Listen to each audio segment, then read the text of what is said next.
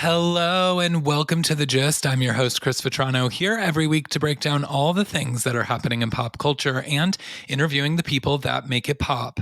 On today's show, we're covering receipts, proof, timeline, screenshots, and all of the explosive parts of the Real Housewives of Salt Lake City reunion. We've got a lot to talk about, so let's get right into it. All right, guys, I don't know. Did you catch it? First of all, I say this now all the time. I want to continue to applaud Peacock for delivering these uncensored reunions. It is chef's kiss. It is incredible. I am so happy that we are getting the unedited versions of these because it you just feel it so much more. And like, thank you. If that's one thing that came out of Scandival that we get now is these uncensored reunions, and like, praise him. And by him, of course, I mean Tom Sandoval. Just kidding. But yeah, this reunion was crazy. So it was a three-parter, obviously coming off of the crazy, crazy, crazy reveal in the finale that Monica was Reality Von Tease and was running this burner account. And so obviously there's a ton to address, a ton that we need to learn. You know, on the finale, she said that there was a lot of her side of the story that no one got to hear and that we needed to hear it. And so we've been chomping at the bit. So for 3 episodes, we watched this 3-part reunion go down. And I will say, just on this season in general, it is one of the best Real Housewives seasons of all time. I mean, this is like going down in history as one of the greatest parts of the Real Housewives franchise, just this whole season. Because really, you know, they obviously saved all the Reality Von Tease stuff for part 3, which we'll get to in a second. But, you know, part 1 and 2, it wasn't filler.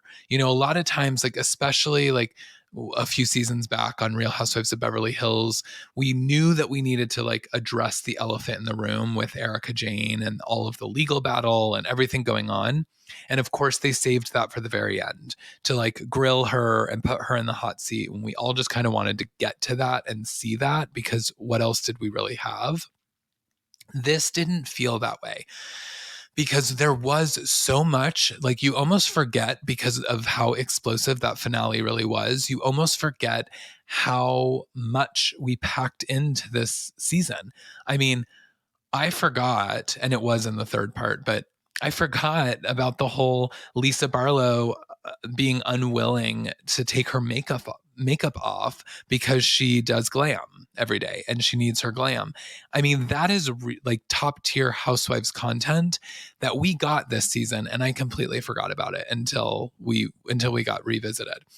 But we got so much, and like all of the Meredith and Angie fights, and, you know, the Lisa and Whitney back and forths, and ultimately like their showdown that they had. You know, there was so much that this season actually gave us that normal Housewives seasons deliver, and those are like the big bangs. But Bermuda and everything that happened with Monica just sort of took over, and it's now the focal point of everything we remember in the season. And so it was nice to go down, you know, memory lane in those first 2 episodes and the first 2 parts of the reunion, because we needed to sort of be reminded about how much we actually got. And, you know, of course, we got Mary Cosby, which we got to address some of her comments, like calling Heather inbred, which she stands by. And I don't think that she, you know, felt any apologies. I loved at one point, Andy was like, you know, Mary, I just love you so much because you just say anything that comes to your mind. And her response is, thank you.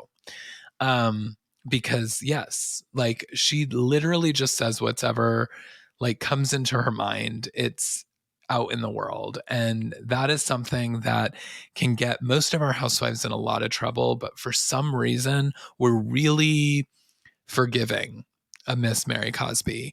And I don't know what that is or why, but like, she does deliver comedy. Like, it's and she doesn't even know it. And that's what's probably the part that we forgive is that like we don't like it's clear that she doesn't realize like even what she's doing or the impact that she's having with the things that are coming out of her mouth.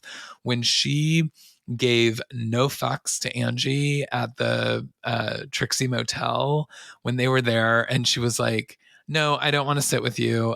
No, why are you even talking? I don't even know you. And then, but then, of course, at the reunion, she's like, I mean, she said the same thing. She's like, Angie, you weren't even on before this season, so I don't know why you're talking. And then seconds later, Andy's like, which of these women do you like? And she's like, I like Angie. And I mean, even Angie, I think, was stunned. I mean, I've never seen Angie make such a face. She was truly, truly like, I think flattered, but also caught off guard. And it was amazing. So, you know, we got so much from the reunion, and we got a lot of answers, and we cleared a lot of air, I think, with a lot of the other things outside of the reality Von Tease of it all. But really where we got to dedicate our time is in this like most recent conclusion, which is the part 3 reunion, because we got a lot covered. And the first thing, of course, is the reality Von Tease. And here's my thoughts, because I have a lot of them, and I feel like I'm just going to take to the mic and bear with me for a moment, because I kind of need to say this, and I'm just going off the cuff because I feel like I'm going to say some things that are not popular, but I don't know that we gave Monica a chance. Is that wrong? Is anyone out there with me? Because I feel as though, okay, here's what I'm going to say. I think that there should have been a one-on-one sit down with Andy and Monica, the same way that Ariana and Rachel and Tom got theirs at the Vanderpump reunions. And then like we pieced it into the reunion. I'm not saying that she shouldn't have been at the reunion and been held accountable for the women. She absolutely should have been. But the way that the ladies came at her, there was no real chance for her to ever actually like take a breath. And so here's where I landed on the finale. I was desperate for Monica to just apologize.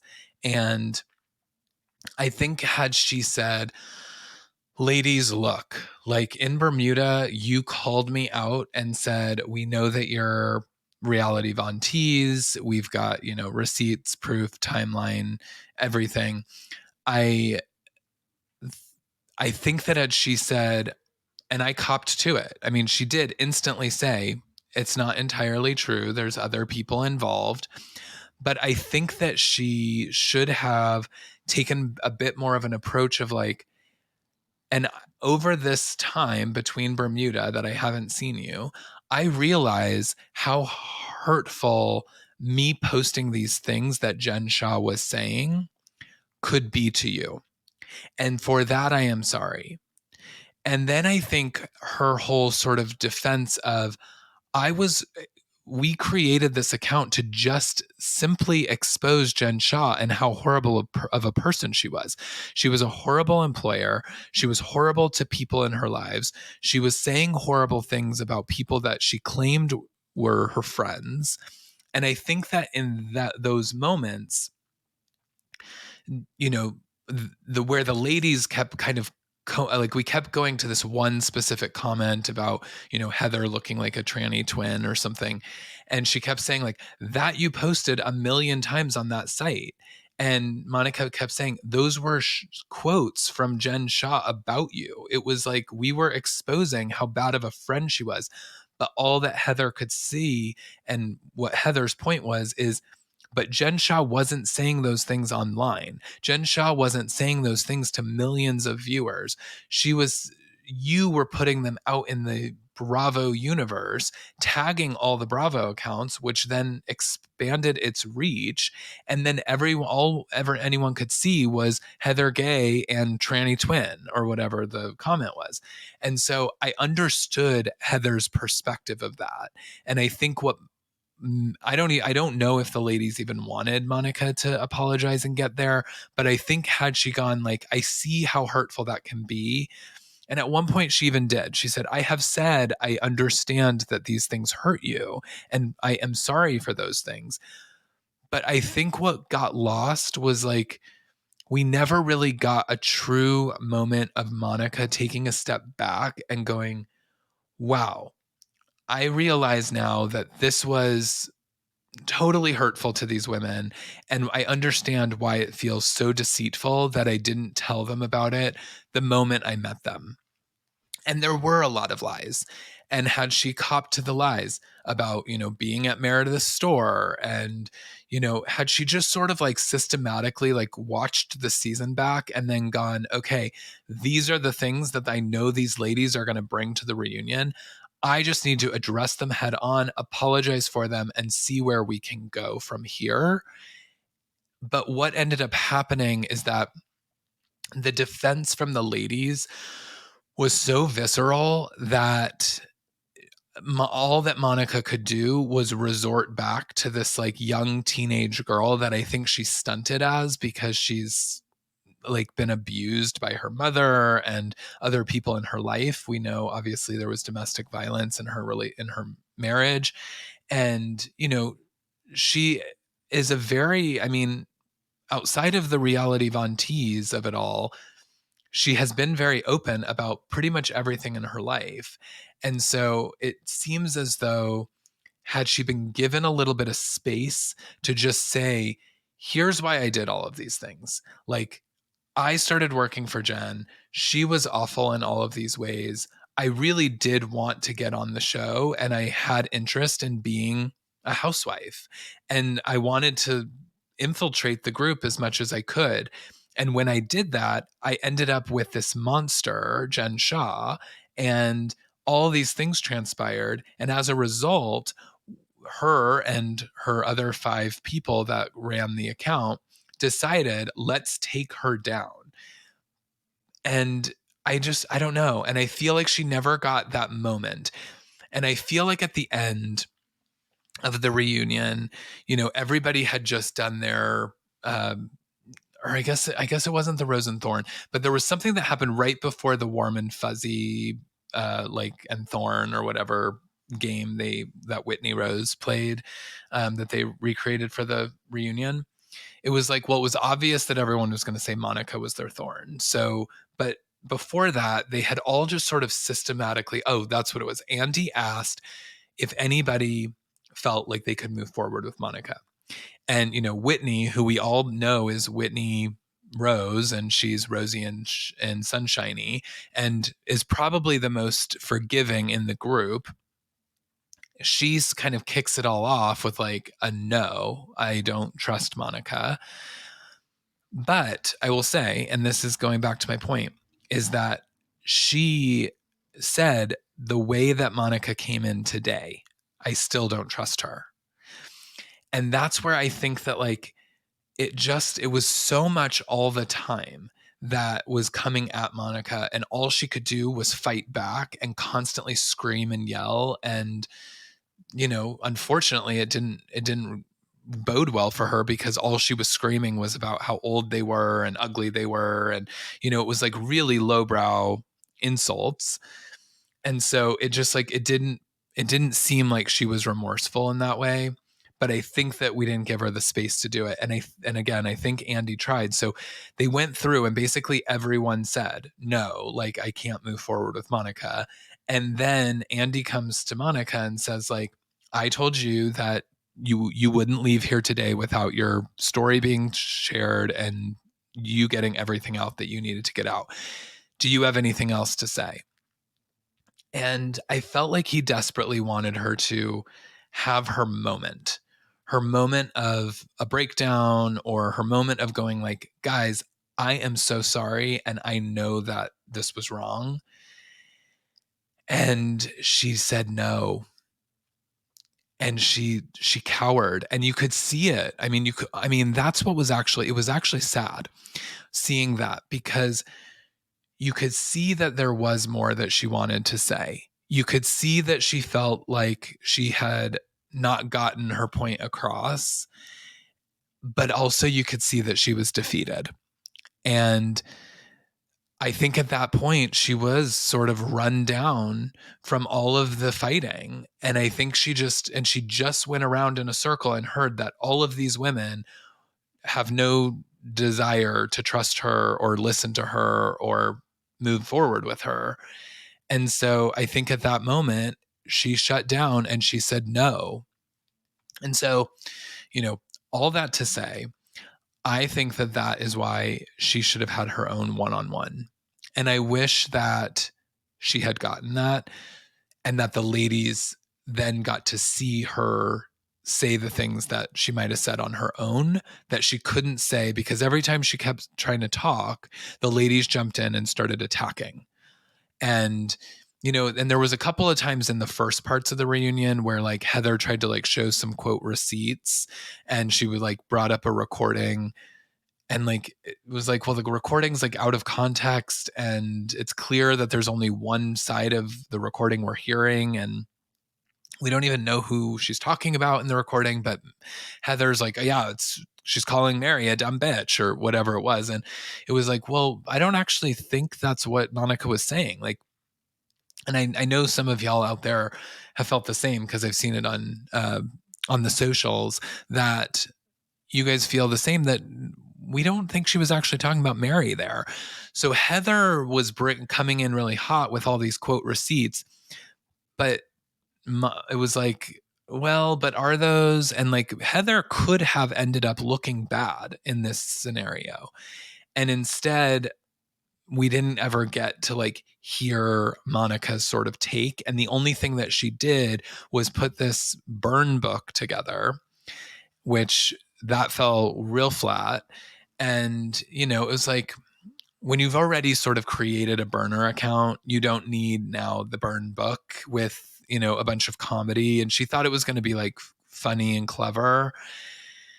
And maybe, you could applaud her for that, is like, maybe it was clever that she thought she could create some kind of like funny moment and like moment of levity with the burn book. But ultimately what she was doing was saying, here's all the posts from Reality Von Tease of the things that we were posting, so that she could capture that and say like, and all of these posts are about Jen Shah.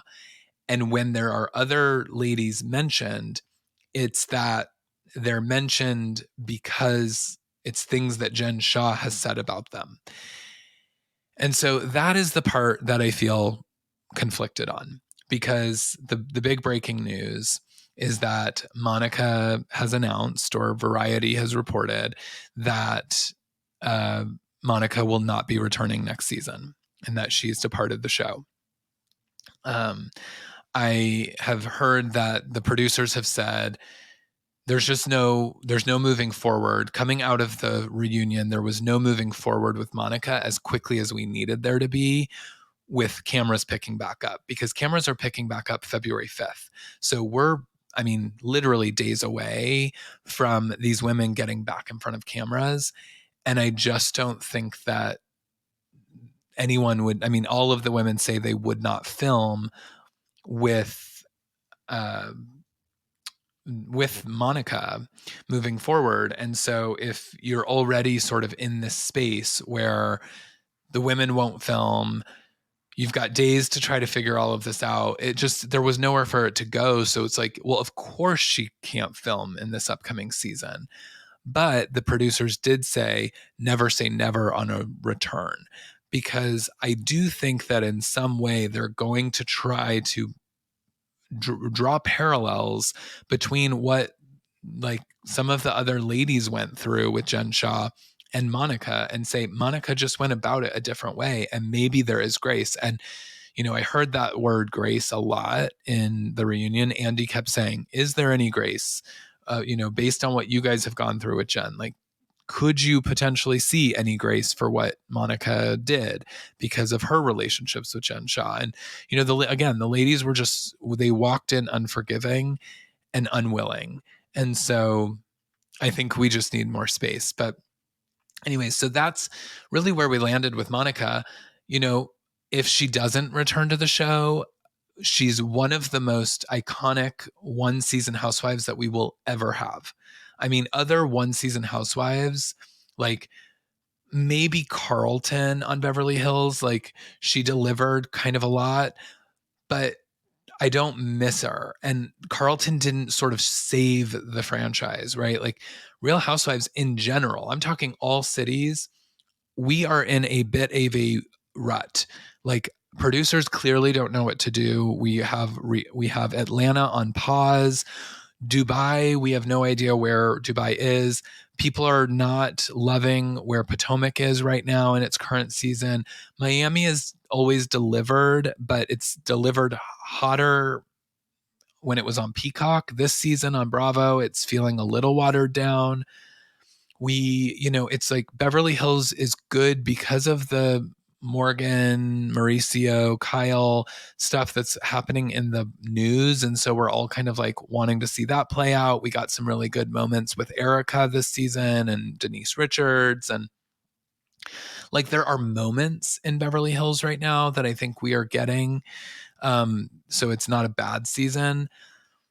But I mean, I think producers are a little bit at like, what do we do next? And before we even knew about the reality Von Tease of it all, this was one of the greatest Housewives seasons that I've seen in a very long time on Salt Lake City. And a big reason for that was Monica. So, all that to say, like, Monica saved the franchise. And if she doesn't come back, like, her impact will be felt. But I don't think that it's the last we'll see of Monica. I think that we will, I would love to see Monica on next season of Traitors. I would love to see Monica in other capacities in other ways. And however Bravo figures that out, I think we need to because she makes for good TV. And I think it would be a shame if we never try to reintroduce her. But also in this finale, or in this conclusion of the reunion, we finally kind of get the lead up that we've been seeing for now, 2-3 years about this black eye.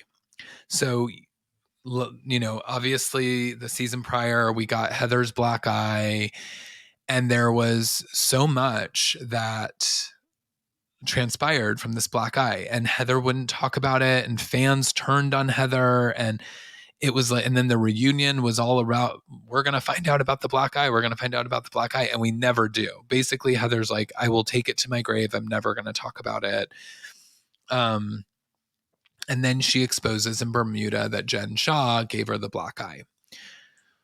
Well, so again, we're teasing throughout this 3-part reunion that we're going to find out more about this black eye. So I was ready for a play-by-play of here's what happened, and Jen Shah socked me in the face, because if you remember, she also had like scratches all over her arms, and like she was beat up. So like I was ready to hear about what all that happened. We got none of that. We got some sort of like combination of some footage that I thought the editors did a good job of saying, like, there is some footage from security cameras from Heather's room. It shows Jen Shah arriving, but the audio is unintelligible. So we had no idea what the audio had said. So now we're taking Heather's word for it for the second time. She lied to us the first time. Now we're taking her word for it the second time, that says that this is the part of the footage that shows that Jen admits that she hit her. And so we start showing the footage, and basically Heather's like, and here's where Jen says, I can't believe I did that to you, or something. And Heather's response was, I got you, girl. And then they, decide we're never going to talk about it. And that's all we get. We don't ever find out like what actually led to the black eye. Heather, just said we were drinking a lot. It was a crazy night. We were, in a crazy state, and that's just how we were. And so I woke up with a black eye. Well, that still doesn't really tell us what happened. And you're saying that Jen gave it to you, but like, was it an accident? Was it in a fight? Like, what actually led to that? And, Whitney's like crying and hugging her on the couch. And I'm like, I don't really know if we got anything from that. Like, and I think ultimately Andy said it best. You've said everything you can about this now, and I think we need to put it to bed, because I can't talk about the black eye anymore, because I don't think that we're ever going to get anything more. I think clearly Jen Shah somehow was involved. Heather ended up with a huge black eye, and we ended up talking about this for years. I did think it was interesting though, and Andy really tried to hold her accountable here, and I did enjoy that, is that she, in several instances, sort of blamed production, either production for covering it up, or she had theories that production could have even given her the black eye. She had like made up a lot of stories that she was telling at her book tours and online and in interviews, that she that really implicated other people and how bad that was. And, Andy was like really holding her feet to the fire on it and was like, that was wrong, because there was a lot of people that could have been harmed from that. And, she apologized and, acknowledged that it was wrong. And I think ultimately she did what I think we were all waiting for Monica to do, which was walk in and say, I'm sorry from the get-go. I hurt a lot of people. I didn't intend to, and I was protecting this person that I shouldn't have been protecting, because ultimately she's an abusive friend that I was scared of. And again, Monica could have said something very similar. And Andy tried to tie the two stories together because they actually do have parallels. And Monica did say, she said, I think Heather and I have very similar stories in a lot of ways. She said, I know Heather hates me, and, that's fine. But, at the end of the day, Heather kept all of these secrets in about Jen to protect her. And I just happened to use this burner account to sort of blast all of these things about Jen Shah out to try to take her down as a result, because that was my, defense. And so even in all that, we still didn't get any grace, or, there was none of, like I said, none of the ladies were willing to move forward with her at this juncture. And so that's where we left it. And, ultimately we are putting a pin on what I will continue to say is one of the greatest Housewives seasons of all time, with this the reality Von Tease, but everything that this season gave. I mean, I'm going to be rewatching this season 100%, because let's be honest, it doesn't sound like I'm going to get a lot of Housewives content this coming year, with so much of it on pause. But yeah, I think that it delivered, and I'm nervous because we now have some major shoes to fill. We have major shoes to fill. I mean, this has been such a great season. We now know that the ladies refused to film with Monica, so Monica's out. And one of the things that worried me is Heather was on Watch What Happens Live following the reunion, and she said something to the effect of like, I am so excited to just film with real friends and like have my real friends on the show, and not have Monica there causing this drama and all of these things, and like have my real friendships. And the problem with that is, when you don't have somebody that is sort of the villain, you end up with a pretty boring season. And that's where I think that we leave it, is like, it's a big question mark on how these ladies deliver. And I'm worried, they can't top it. And I just hope that they don't try. But I hope that they give us what before all of the reality Von Tease and Bermuda trip happened, I hope they give us that version of Real Housewives, where we're getting still just a ton of content and a ton of really fun stuff to watch. But I'm nervous, and I'm going to say it. So, It remains to be seen, but I thought it was an incredible season, and I'm so excited that they're picking up cameras again, because I think that we need to see like where everybody goes from here. I think there's a lot that we need to sort of recover from and see how these women continue to come together. Um, and I have to assume that everyone but Monica is back. So we'll see, and probably some newbies in the mix. And I feel like, yes, we need Mary Cosby, because she was a big part of like the comic relief of this season that we needed. But I don't know, without Monica, the scenes between Mary and Meredith this year fell flat for me. Like, it just doesn't feel like a really authentic friendship. So I don't know where we fit Mary in, because Mary doesn't really like a lot of these women.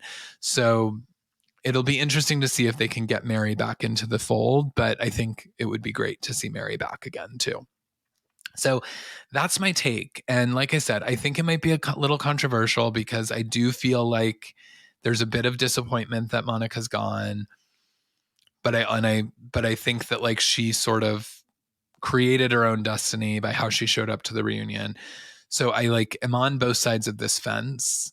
I just wish that we had gotten, or maybe given her a little bit more of a platform to just sort of tell her story on her own, without the ladies there, and then brought the ladies in to react or something, because I think that would have gone a long way. But yeah, here we are at the end of Real Housewives of Salt Lake City for another season, and that means that we're at the end of this episode recapping it. So thanks so much for listening, guys. I hope that you guys all have a great week. Next week, come back, because we are talking all of the pop culture moments from January. And I'm telling you that this episode is I already know this episode is going to be supersized, because this year in pop culture, it's giving. Okay. We have so much to cover, and we will be doing that in our episode next week. So come back for the pop culture roundup next week. But until then, Chris Vetrano, this is The Gist. I am signing off and wishing you all a happy weekend and a happy week ahead. Until next time, bye.